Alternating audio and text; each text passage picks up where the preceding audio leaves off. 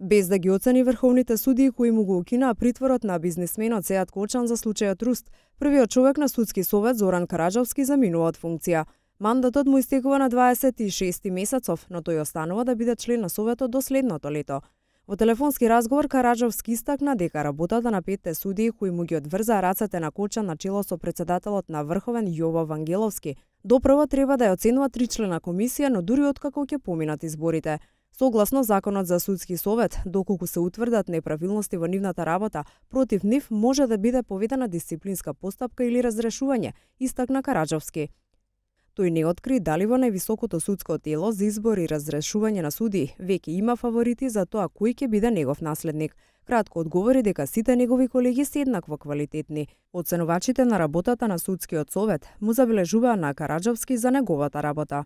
Она што мене ми интересира и она што јас сакам да го видам е акцијата и работењето на судскиот совет.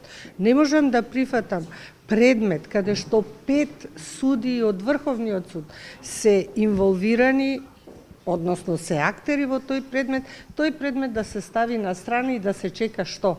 Значи, тоа според мене е голема замерка на судскиот совет и судскиот совет во најскоро време треба да ја покаже таа активност. Седницата за избор за нов председател е планирана за 25 април. Членовите не може да се само кандидираат, туку треба некој од нивните колеги да ги предложи. Караджовски својот 3-годишен мандат го завршува со кривично од Синдикатот на работниците од управата, правосудните органи и Сдруженија на граѓани на Република Македонија за незаконски додатоци на платите за членови на судскиот совет.